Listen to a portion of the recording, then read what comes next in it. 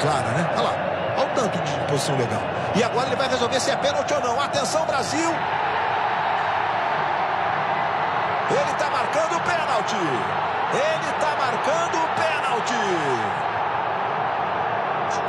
E ele expulsou o Fagner. Ele expulsou o juiz da partida, expulsou o Fagner, que está na jogada, ó, e pisa no pé do Caleri na hora do cruzamento. Expulso o Fagner, que já tinha cartão amarelo. Esse é o lance. Agora está a imagem muito clara para você.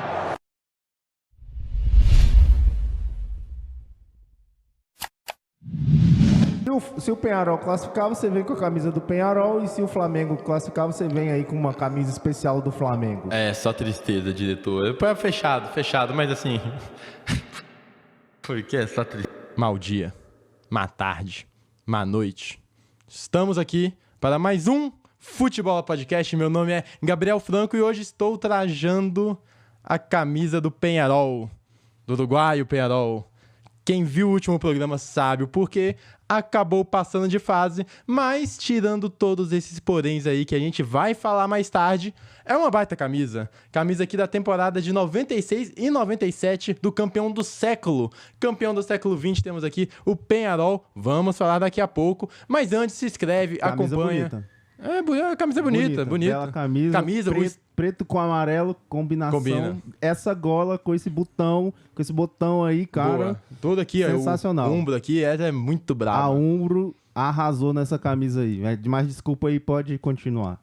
Mas aqui, já que estamos rasgando seda, muito legal a torcida do Peñarol, fez uma festa gigante na Libertadores. O estádio, de novo, não é arena, é estádio, muito legal, aquele clima sul-americano, muito bom. Mas a gente vai chegar lá. Antes, vamos aqui para mais uma semana de tudo que aconteceu no futebol mundial, o futebol da América e no nosso futebol brasileiro. Então já se inscreve, já aí se prepara, dá um like, comenta o que você pretende ver. E vamos lá, começando, claro, como sempre, com a Europa. Começando a Europa na liga mais disputada e mais cara e mais badalada do mundo, a Premier League. Tivemos como destaque vitória do Chelsea. A gente falou desse Chelsea no último programa, o Chelsea do Maresca, o filhote de Guardiola, ele que já foi auxiliar do grande técnico espanhol. Ele tá organizando esse Chelsea. É um Chelsea muito legal de se ver jogar. E tem o gelado, né? Tem o gelado Cole Palmer, que foi o primeiro jogador na história da Premier League a fazer 4 gols em um primeiro tempo. E teve gol de tudo. Gol vovó, gol de falta, gol de pênalti, golaço. Ele é muito diferente. Ele jogando gol ali vovó? no meio. O que seria o gol vovó? É quando o jogador faz uma jogada, por exemplo, fica 2 contra o goleiro. Não foi exatamente o caso, mas é tipo isso. Tá o goleiro contra 2, o jogador só toca pro lado pra quem fez o gol só empurrar pra dentro. É o gol que até sua avó faria. É o gol vovó. A molezinha, o gol molezinho.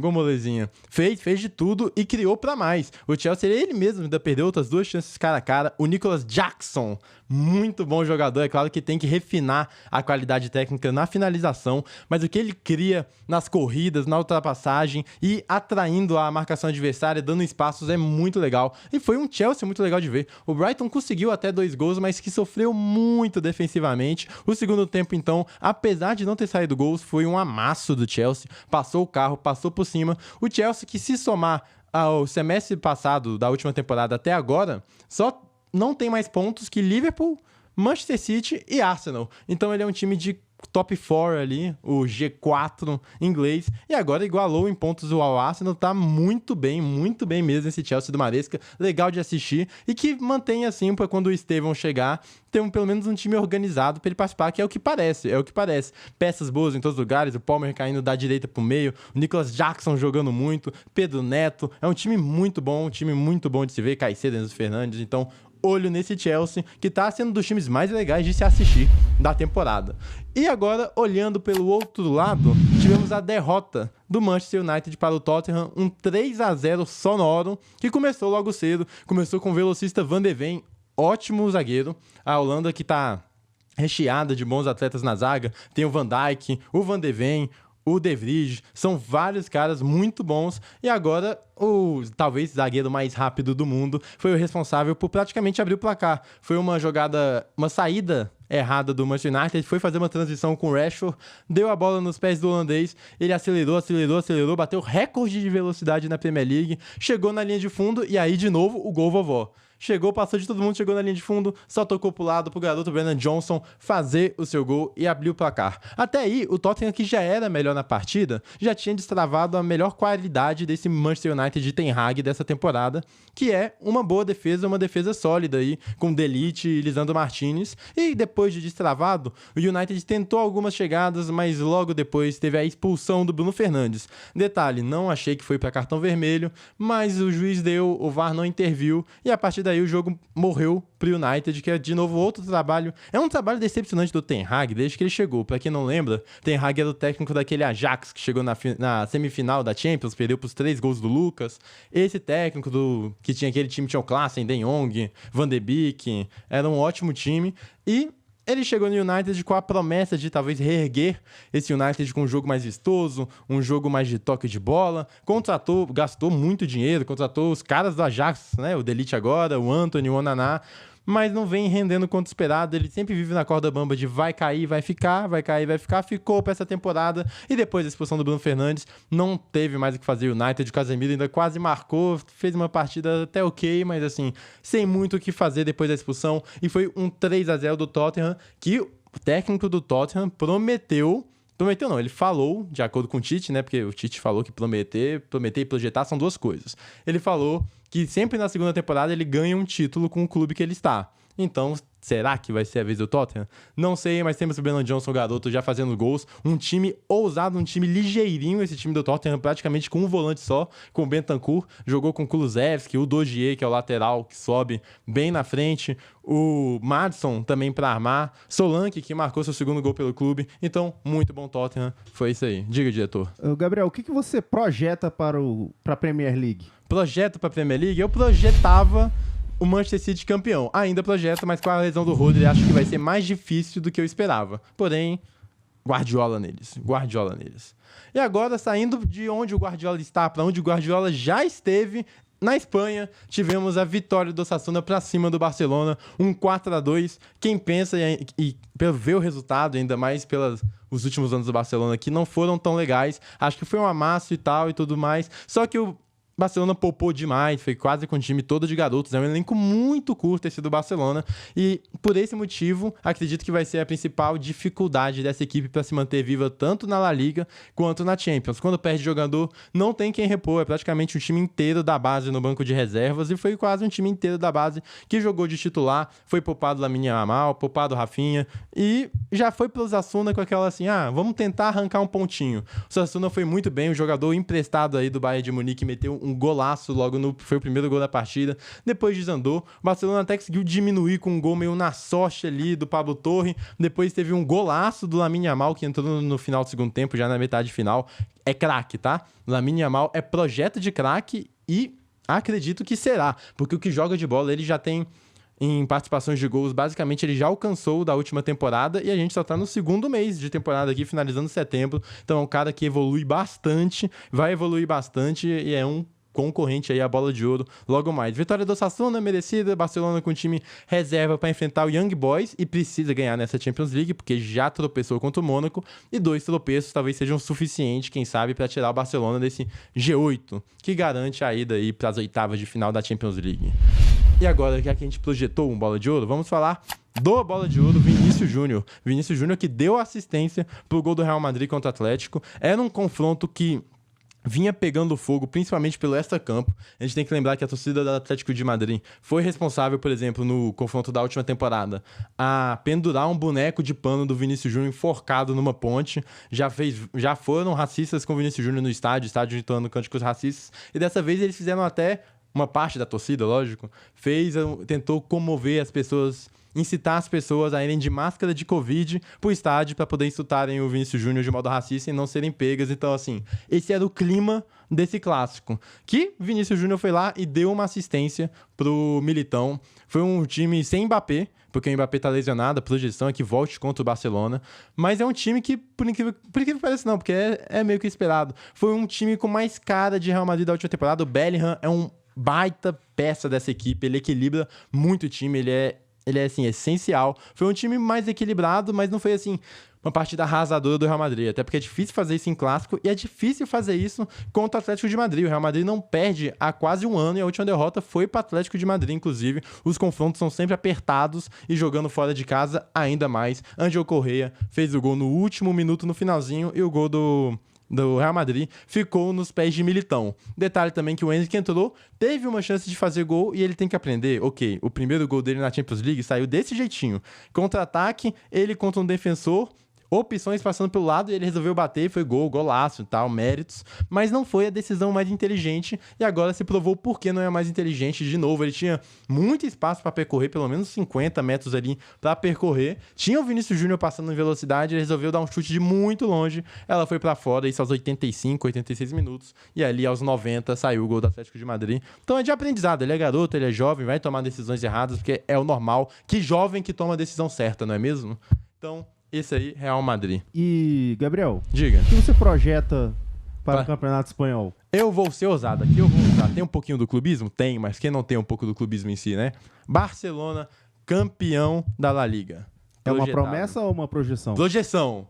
Eu não prometo, meu trabalho aqui é projetar. Não é promessa, não tem negócio com o universo, né? Tô aprendendo com o melhor. Obrigado, Adenor. E também tivemos agora na Alemanha, que olha, diretor, foi outro lugar que o Guardiola passou. Quem diria? Que coincidência, né? Guardiola é uma máquina. É uma máquina, né? É uma máquina de futebol. Tivemos. E olha que. Terminou de ler o livro do Guardiola? Tô no caminho. Opa, muito Tá bom. Então vamos acabar. Semana que vem temos aí. Essas promessas é. Tá bom. Vamos projetar. Foi empate, e olha só que legal. Kompany, que foi treinado por Guardiola e tem seu estilo de jogo muito baseado no Guardiola, contra Xabi Alonso do Bayer Leverkusen. Um jogo muito esperado, principalmente porque é o atual campeão da Bundesliga, o Leverkusen, contra o campeão, sei lá, nas últimas 10 Bundesliga, o Bayern de Munique.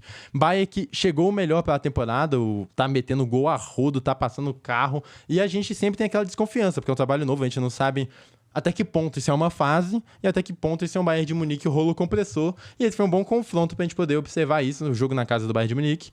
E o Leverkusen, que era um time que leva muitos gols ainda, é um time meio maluco. Não pode uma equipe que tem a pretensão de ser campeã, pretensão de chegar longe em mata-mata, levar tantos gols e todo jogo ser definido no abafa, no último minuto. É bem legal? É bem legal. É entretenimento? É entretenimento, mas não é saudável porque você não pode depender de uma última bola todo jogo. E nesse jogo o Leverkusen me surpreendeu, foi até assim um ponto de atenção. Foi jogar contra uma equipe mais capacitada tecnicamente e fez um jogo mais fechadinho. Não se lançou, não foi aquele Leverkusen da loucura de muita gente no ataque, jogo vertical o tempo inteiro. Trabalhou mais a bola e conseguiu fazer um baita golaço, só que não conseguiu sair do empate com o Bayern de Munique, que jogou melhor. Bayern de Munique foi melhor na partida, o Olise. A gente tem uns detalhes, né? Primeiro que o Harry Kane é craque, ele é muito bom, ele não é só um fazedor de gols, ele não é o cintura de concreto, ele sabe trabalhar a bola, sabe sair da área, sabe até cair pros lados quando necessário. É ótimo jogador. E o Olise, baita contratação, um cara que rabisqueiro, vindo do Crystal Palace, muito bom. Bayern de Munique que jogou melhor a partida, teve ela sob seu controle, saiu até atrás, mas logo conseguiu empatar. Detalhe também, toda falta, todo escanteio, uma jogadinha ensaiada, o Davis quase fez em uma. E assim, gostei muito do Bayern de Munique, e me impressionei com o Leverkusen mais defensivo, que mostra, de um lado, que o time tem essa qualidade, e que, de outro, ele não vai sair atacando qualquer time todas as vezes, ele sabe bem onde tá pisando o Leverkusen, vai ser um bom confronto na Bundesliga, mais pra frente, vamos ver quem vai sair. Projeto Bayern de Munique, pelo elenco, pela estrutura, já falei que esse ano do Leverkusen, acredito que será mais difícil pelo já ter feito ano passado o que fez, agora o estilo de jogo, os técnicos, as outras equipes já estão mais familiarizados, não é mais novidade, e sempre se manter no topo é mais difícil do que chegar lá. Então, Bayern de Munique, mas foi um jogão, e olho no resto dessa Bundesliga. E agora a gente encerra nosso Momento Europa, para falar de Brasileirão, o Campeonato Brasileiro, que tá ficando cada vez mais apertado em cima, embaixo e no meio também.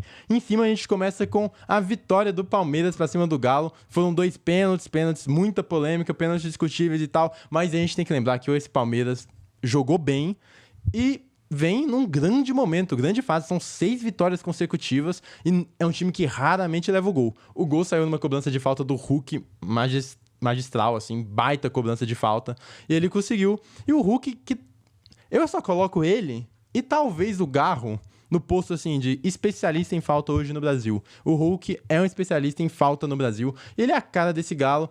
Se for fazer, assim, os melhores jogadores dos últimos 5 anos no Brasil, o Hulk pega top 3, talvez até top 1. É muito resolvedor. Mas é um Galo que ainda joga aquém do que acredito que pode, principalmente pelas peças. Uma derrota pro Palmeiras, assim, um Galo que já não briga mais pela liderança, então não vai afetar tanto, mas que tem que brigar por um G6, porque, de novo, não, por mais que ele está vivo nas 3 competições aí, diferente do Flamengo do Tite, tá vivo nas 6 competições, ele não é garantia que ganhe, tem que buscar pelo G6. Eu colocaria mais um jogador aí dos Brasileirão que faz falta. Um francês? Não, o Pedro do Flamengo tá fazendo falta, né? É, ele faz falta mesmo. Ele faz falta mesmo. Desculpa. É duro. E a gente tem que ressaltar aqui que o Palmeiras tá nessa crescente, sem Estevão, que foi o principal jogador do Palmeiras nesse Campeonato Brasileiro. O Abel, com tempo pra treinar, ali 2 coisas, né? Tempo pra treinar com o Abel é uma coisa que faz esse fator, e outra, um calendário não pode ser tão apertado, tão corrido assim, porque dificulta muito as boas atuações. E o Palmeiras, com o calendário livre pela frente, tá vindo sangrando ferozmente pra cima do Botafogo, que tem uns traumas mal resolvidos. E de trauma mais resolvido que o torcedor botafoguense entende, a gente vai daqui direto pra Brasília com o nosso correspondente, nosso repórter, baita repórter, Gabriel Franco. O que aconteceu aí no Mané Garrincha, Gabriel? Opa, mais uma vez em Brasília, mais uma vez para mais um jogo 0-0 entre Botafogo e Grêmio. Gostei muito da partida do Grêmio, principalmente defensivamente, foi uma partida correta e de operários. Contra o Botafogo, que eu já falei aqui que tem o melhor futebol do Brasil, somando a temporada inteira, claro que o Palmeiras está num grande momento, mas o Grêmio soube lidar muito bem com isso, principalmente na compactação das linhas, um problema que tinha acontecido contra o Flamengo, parece que foi resolvido para essa partida contra o Botafogo. Não deixou o time carioca criar, e mais, detalhe para a grande atuação da dupla de zaga do Grêmio, principalmente também do Kahneman, que é um cara que eu tanto critico, às vezes até pelo estilo de marcação que o time de Renato Gaúcho propõe, de fazer um time de caçadas, que é o zagueiro sair de sua posição para ir ameaçar o portador da bola. O Grêmio conseguiu fazer isso muito bem, o Kahneman conseguiu fazer isso muito bem. Eu às vezes critico porque é um zagueiro com mais idade, mais lento, mas hoje foi muito bem, baita atuação. Gostei também do uso da tentativa de escape. O Grêmio no primeiro tempo fez uma ótima partida, teve chances de escape, tentou utilizar a melhor característica, por exemplo, do Bright White, que é esse ataque aos espaços. E o time do Grêmio era isso, fechadinho, se portando bem, operário defensivamente. Reinaldo até conseguiu ir bem na contenção da bola no segundo pau, que é um problema dos laterais. E nessas ameaças o primeiro tempo aconteceu e no segundo saiu a melhor chance do jogo, que foi numa bola do Vila Sante, de novo uma estocada do Grêmio. Também caracterizar aqui, vindo do estádio, as passadas do Bright White, o jeito que ele puxa a marcação é bem legal de ver. É um cara que tem essa qualidade, vem ajudando muito o Grêmio desde que chegou. A melhor chance do jogo foi do Grêmio, o Vila Sante, o chute pra fora com muito perigo, mas a partir daí, na metade final do segundo tempo, o Grêmio desceu muitas linhas e aí o Botafogo começou a criar. Mas o Botafogo não fez uma grande partida, ficou muito aquém. Eu senti um Botafogo que sentiu fisicamente, um Botafogo cansado, diferente daquele Botafogo intenso de lá e cá que a gente está acostumado. O Grêmio entendeu isso, fechou bem as linhas, mas no segundo tempo trouxe demais o adversário para seu campo, e com as entradas de Júnior Santos voltando de lesão, as entradas de Igor Jesus, que é um baita centroavante, acredito que o Botafogo conseguiu fazer um segundo tempo de pressão, teve aquele brio para buscar o jogo, apesar de não ter conseguido criar muito bem. O Luiz Henrique ficou apagado grande parte do tempo, mas era quem ainda mais tentava. O Botafogo chegou ali nos 10 minutos finais a fazer um gol, estava impedido e acabou não sendo marcado. Depois o Grêmio ficou com a menos, o Botafogo também não conseguiu fazer grandes coisas no abafa. Não foi um ótimo jogo do Botafogo, mas foi um jogo pelo menos de brio. O time buscou até o final e tentou. O clima foi legal, tivemos mais um mosaico da torcida botafoguense aqui, um belo mosaico no estádio. A torcida do Grêmio fez a sua parte, participou também. Foi um belo jogo, baita atuação do Grêmio, achei a mais correta. Botafogo jogou aquém do que pode e não conseguiu aí sair com a vitória, que seria tão importante agora que tem uma vitória do Palmeiras. Destacar também o Igor Jesus, como faz bem o pivô, e o Júnior Santos, como entra dando a fumaça no jogo. De novo, o Botafogo abaixo, não conseguiu realizar, e um Grêmio que se portou muito bem taticamente, só que falhou tecnicamente, chegava no terço final, depois de sair das escapadas do Botafogo, e não conseguia acabar exatamente por essa falta na qualidade técnica ali, não mandou tão bem, poderia ter caprichado um pouco mais. Detalhe que eu gostei, o PP poderia ter ajudado um pouco mais ali na saída de bola, achei que faltou um pouco da participação do PP, mas com triangulações, principalmente vindo da lateral do meio, o Grêmio conseguiu sair e o Botafogo não conseguiu atacar aí o time do Sul. É isso, mais um futebol aqui, clima legal do estádio. Volto com vocês no estúdio, Gabriel.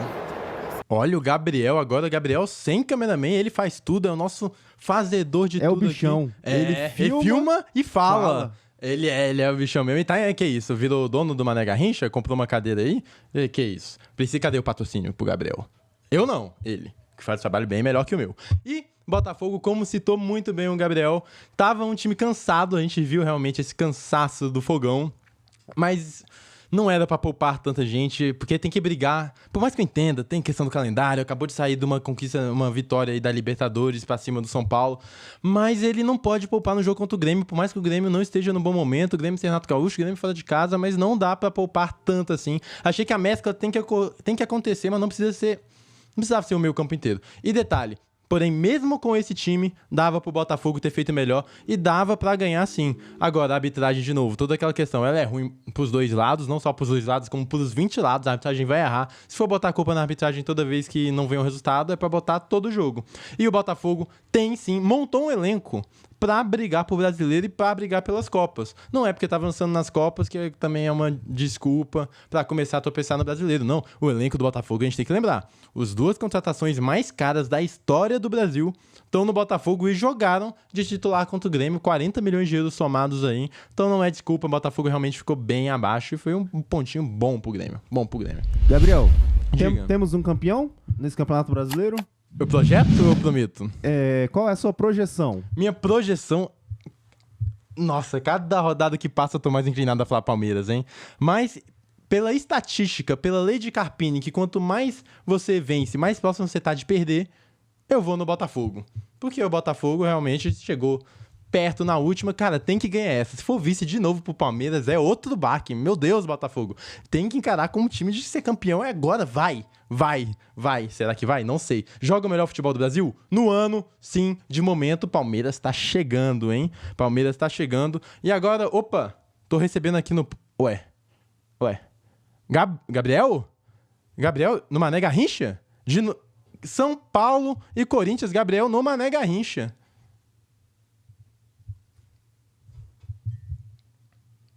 No Mané Garrincha, para falar mais uma vez. Olha onde eu estou de novo, dormi, botei uma roupa, estou novamente no Mané Garrincha para aqui trazer melhor pro programa, né? Estou sendo expulso no momento do local, mas a gente vai voltar com mais, vamos voltar com mais. 3-1 São Paulo, mas partida fraca do São Paulo, partida fraca. Um primeiro tempo que não conseguiu se desvencilhar na marcação do Corinthians, ali que fecha muito bem o meio no 4-1-2-1-2 que faz o Ramon.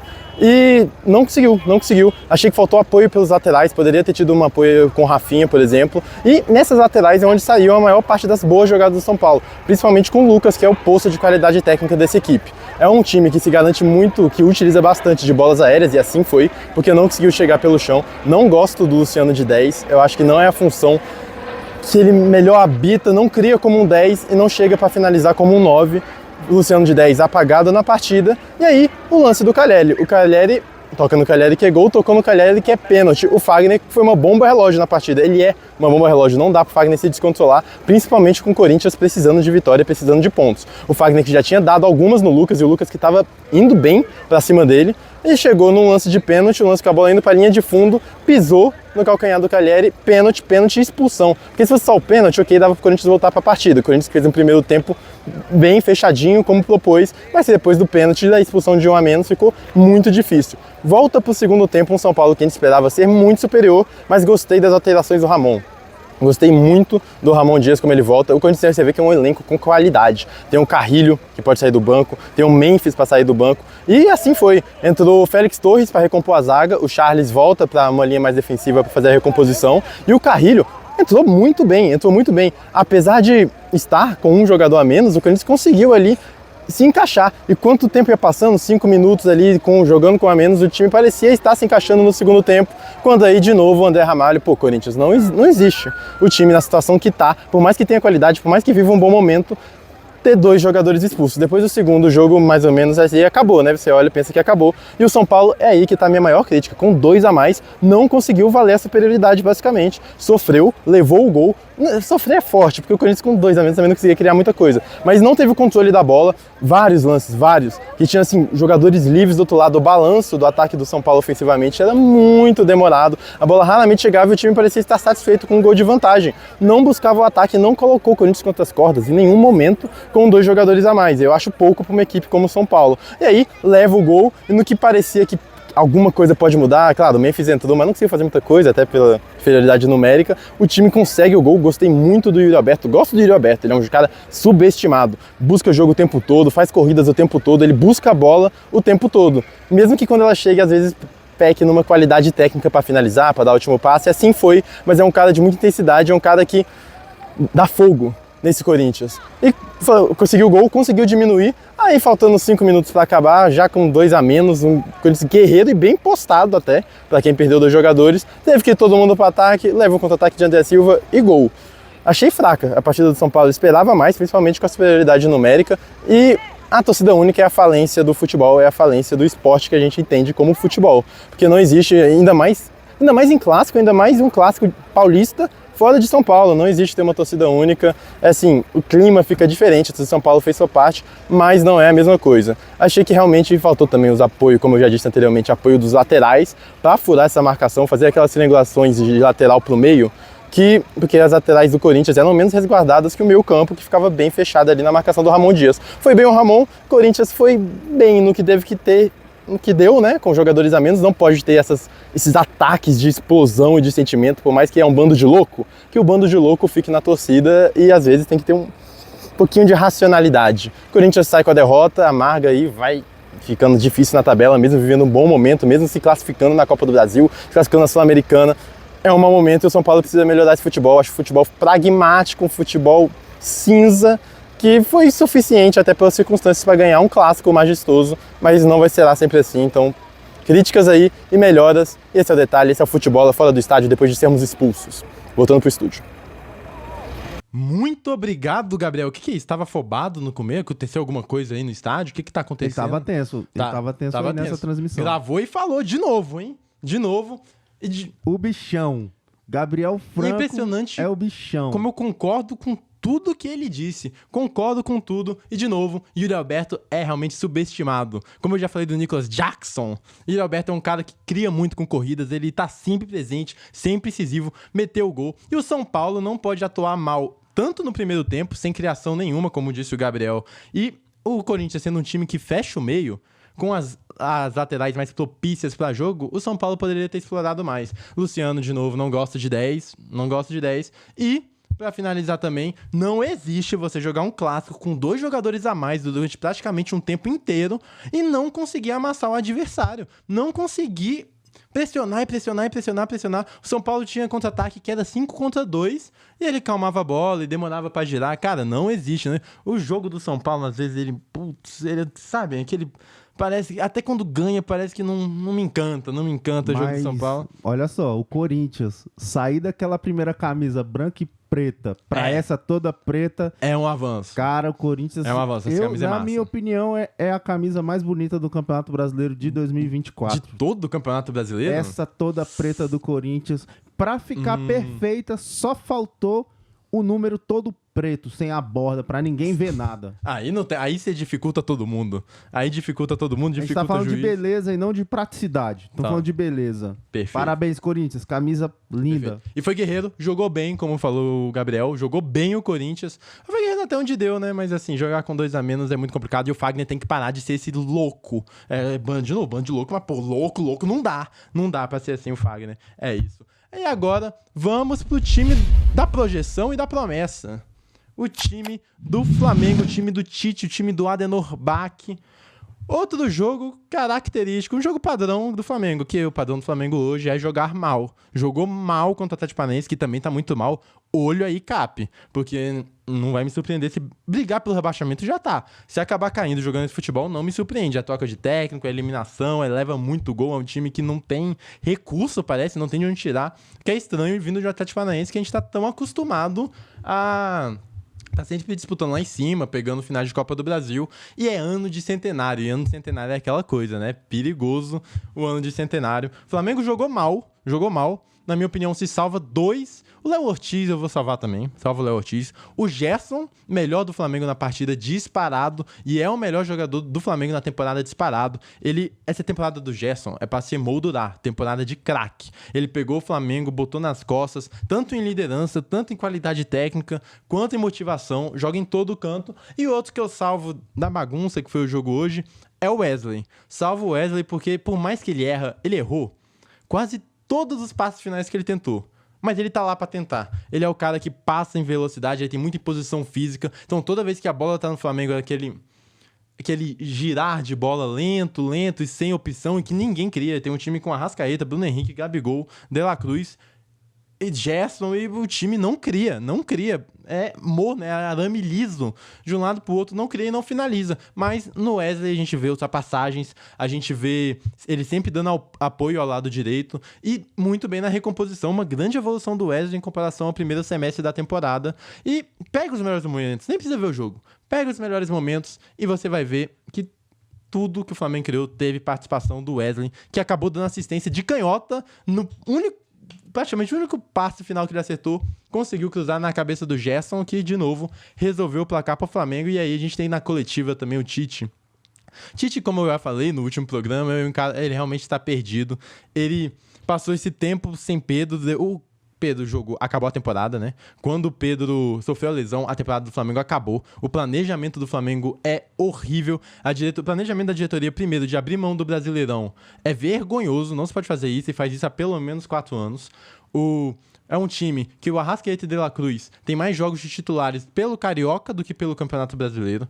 É um time em que o Flamengo poupou na Libertadores para jogar um jogo de volta contra o Nova Iguaçu, tendo ganhado a primeira partida por 3-0 no Carioca.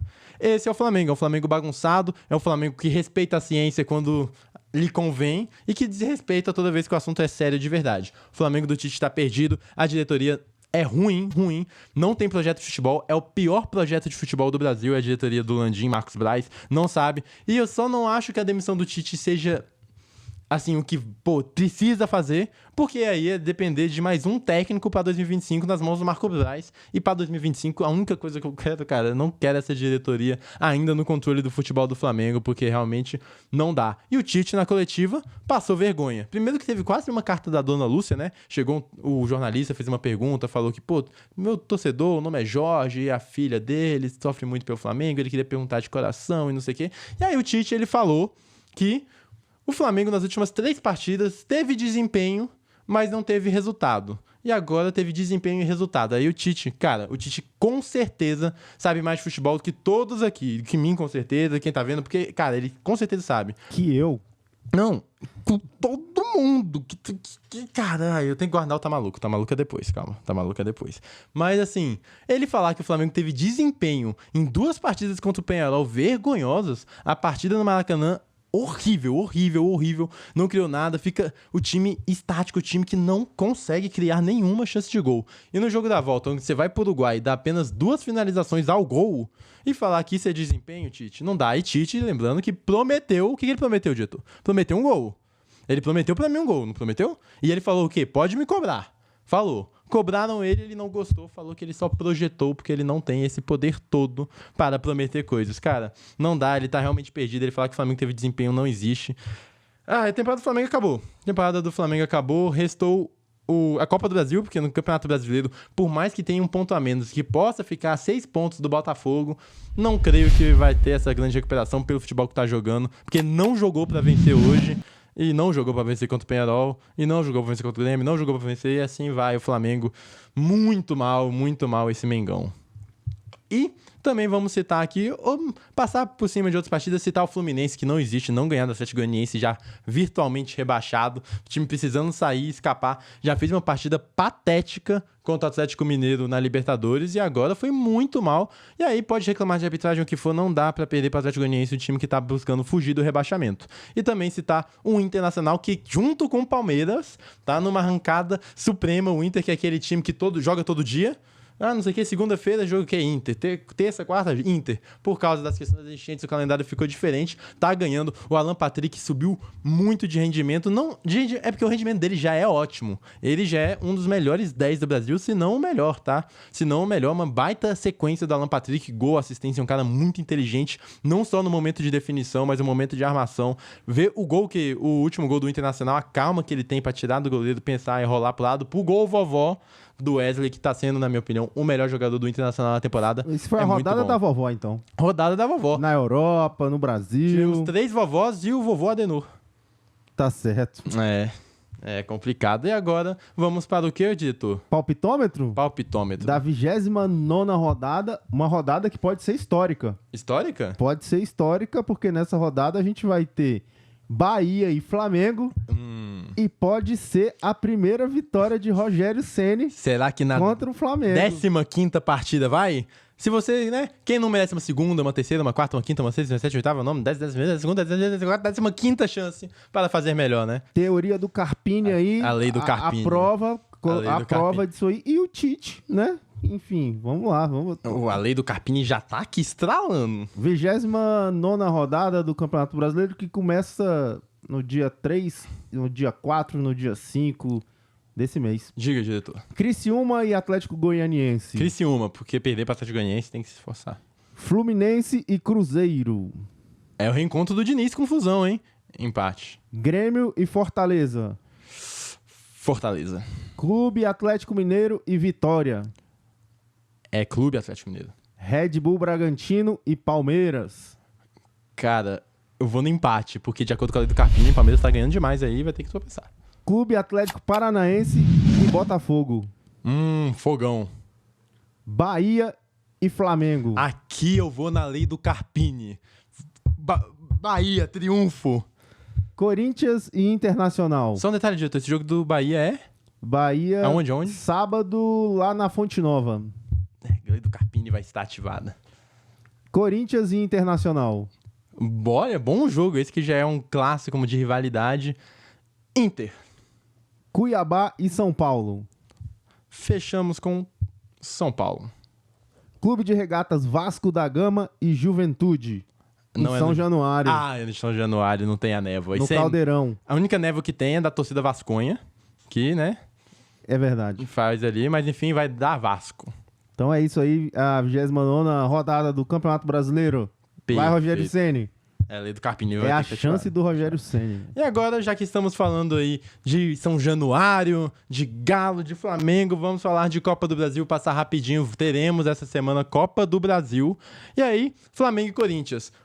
Já falei muito do Flamengo, vocês já estão habituados ao momento do Flamengo, eu já não tenho grandes expectativas com esse time, porém o jogo é no Maracanã, e eu acho muito difícil o Flamengo perder no Maracanã, até porque se perder, aí já entrega tudo. Teremos um reencontro de Tite com o Corinthians que estava num bom momento, engraçado, porque está num ótimo momento nas Copas. Nas Copas passa por cima do Fortaleza, vira para cima do Juventude. É um time assim, vem com uma potência, vem com uma confiança esse time do Corinthians. E no Campeonato Brasileiro parece que nada dá certo, a bomba relógio do Fagner ativou e não deu muito bem. O Memphis não fez uma grande partida, mas é claro, Assim, tava lento, mas é claro, jogando com inferioridade numérica, voltando agora a ritmo de competição. Só que o Memphis não joga na Copa do Brasil, não tá escrito, o Carrillo, se não me engano, também não joga.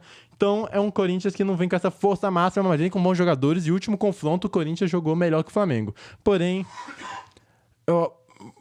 falar que o favoritismo tá com o Flamengo é forte, porque eu acho que o Corinthians, como vai decidir na Arena, eu vou arriscar que o favoritismo tá um pouco pro lado do Corinthians, apesar de eu, né, torcer pro Flamengo. Vamos ver aí o que vai dar.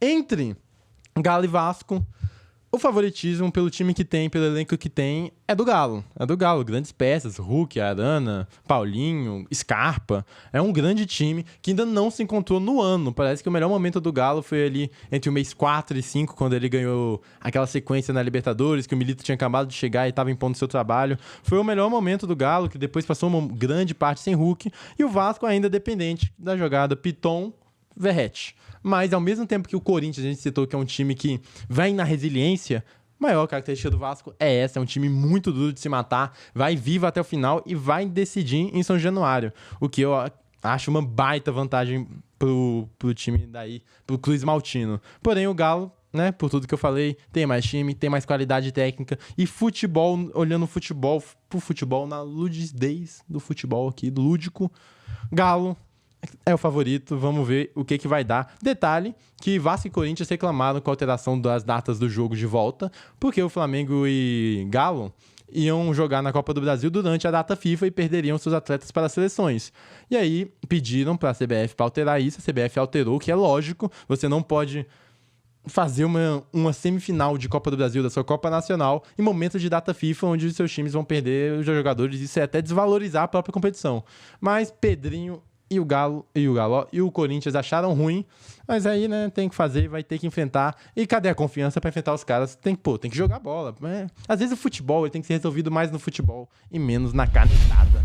E agora, saindo daqui, só passar, antes da gente chegar no nosso quadro Tá Maluco, passar pela Libertadores, o que foi aí. Estamos chegando em reta final. River passou do Colo-Colo, é meu favorito aí a ser campeão, principalmente pela possibilidade de decidir em casa no Monumental de Núñez, no Caldeirão. Flamengo, já falei, partida ridícula contra o Peñarol, no campeão del siglo. Torcida do Peñarol, baita festa, né? Peñarol gigante, são 5 títulos de Libertadores, é uma grande equipe, foi lá e fez exatamente o que tinha que ser feito. Por mais que o Flamengo tenha ficado com 78% da posse de bola, o Peñarol fez tudo o que ele queria do momento 1, minuto 1 ao 90, mereceu passar. Galo e Fluminense partida patética, ficou lá atrás, chamou o Galo o tempo inteiro, não quis jogar bola, e o Galo até demorou para fazer os 2 gols que merecia sair antes. Daverson aí, responsável. Botafogo e São Paulo, Botafogo jogou aquém do que pode, pelo time que merecia um placar mais elástico. São Paulo foi no segundo tempo, o Botafogo se recuou, o mental pegou. Gol do Calheri, e nas penalidades, passa o Botafogo. Teremos grandes confrontos. Minha expectativa aqui pra final é River e Fogão. E agora? E a sua projeção? A minha projeção é River e Fogão, e digo mais, a minha promessa é River e Fogão, e podem me cobrar. E agora o quadro, aquele quadro que você não entende o que está acontecendo, que você vai ver seu time jogar e tem um doido da bomba relógio que é expulso e comete o pênalti e acaba com o jogo. É aquele quadro onde você tenta 1, 2, 3, 4, 5 vezes, não consegue, tenta 6ª, 7ª, 8ª, 9ª, também não consegue, acorda no dia seguinte, pro mês seguinte, tenta 12ª, 13ª, 14ª, não consegue e ainda tem confiança na 15ª. É aquele quadro em que você, por ser jovem demais, comete a mesma experiência que você fez pela primeira vez e deu certo, porque é comum do jovem errar, e aí você começa a ficar maluco. É aquele quadro que você faz uma camisa lindíssima, baita camisa, toda preta, com um número preto, e aí ninguém vê nada e você não consegue entender por que você não tá conseguindo chegar ao jogo. Isso aqui vai entrar mais, porque aí é aquele papo que você chega e vão te cobrar, porque você fez uma promessa e você pediu que era pra te cobrar, mas você esqueceu que tava tudo sendo gravado e que você agora realmente tem motivo para te cobrarem. E você começa a ficar maluco, porque você não é dono do universo, você apenas faz projeções. É o quadro Tá Maluco da Semana. E o Tá Maluco da Semana, quem vai dar não vou ser eu. Vão ser as informações que o Gabriel me passou lá do estádio. E ele ficou louco e ficou com razão. Primeiro que eu acabo de receber a informação que o cara tava sendo expulso por querer gravar seu conteúdo. Que tipo de segurança é essa que não deixa a criação do conteúdo aqui do futebol, espalhando a palavra do futebol. Tava gravando o conteúdo, a torcida organizada tava ali passando, muita movimentação, não dava pra gravar. Quando a torcida organizada começou a expulsar, expulsaram o nosso repórter, tá? Acredita? Esse é o primeiro. Mas agora vamos pro outro, os números da camisa. Ô Corinthians, eu sei que a camisa é linda do Corinthians, linda, linda, linda. Do Botafogo também, mesmo problema. Camisa linda do Botafogo, linda. Mas não dá pra enxergar o número.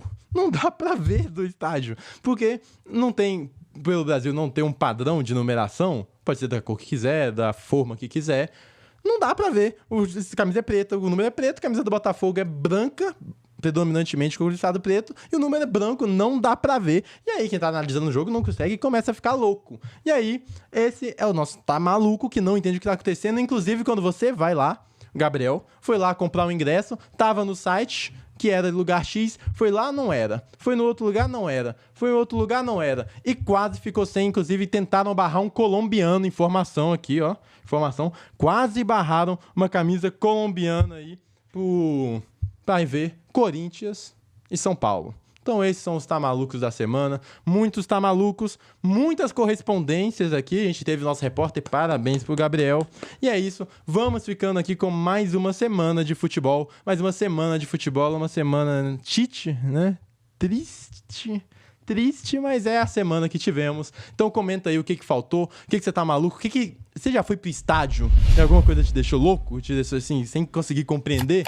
Ou então alguma coisa, algum jogador que já te deixou maluco essa semana, algum jogo que acabou passando aqui e a gente não deu o valor devido, comenta aí. Até a próxima, um abraço, muito obrigado por toda a audiência, obrigado por esse tempo, dá like, se inscreve, manda pro pai, mãe, vó, cachorro, gato, manda pro Tite e manda a sua projeção para a próxima semana, que a sua vida seja bem projetada e bem prometida e que ninguém te cobre por falar coisas que você não deveria. Então é isso. Muito obrigado por tudo. É isso, futebol e tchau.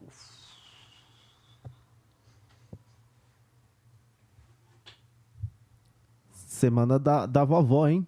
Semana da vovó. Abraço para todas as vós aí do Brasil. Por falar na sua avó, ela trouxe uns sorvetinhos maravilhosos. Bom, né? Bom. É Morrinhos, né, irmão? E a gente esqueceu de molhar as plantas dela, hein? A gente? Esquecemos. A gente esqueceu de molhar a planta. É isso, tchau.